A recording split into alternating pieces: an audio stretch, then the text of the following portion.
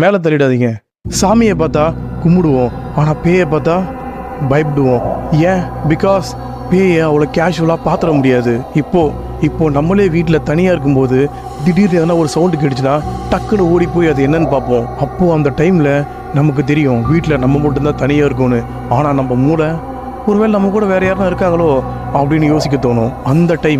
அந்த டைம் வர்றது தான் பயம். அப்போது நம்ம வீட்டில் சிசிடிவி கேமரா இருந்து எங்கே சத்தம் வந்துச்சோ அதனோட ஃபுட்டேஜை இன்ச் பை இன்ச்சாக வாட்ச் பண்ணும்போது அதில் வர்றப்போ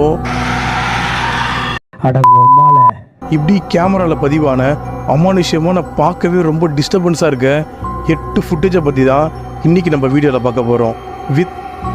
ஒரு நிமிஷம். இந்த வீடியோவில் 8ஆவதாக காட்டப்படுற ஃபுட்டேஜ் பர்சனலாக எனக்கே ரொம்ப டிஸ்டர்பன்ஸாக இருந்துச்சு. ஸோ ப்ளீஸ் வீடியோவை ஸ்கிப் பண்ணாமல் பாருங்கள். தென் வீட்டில் தனியாக இருக்கவங்க இந்த வீடியோவை பார்க்காதீங்க.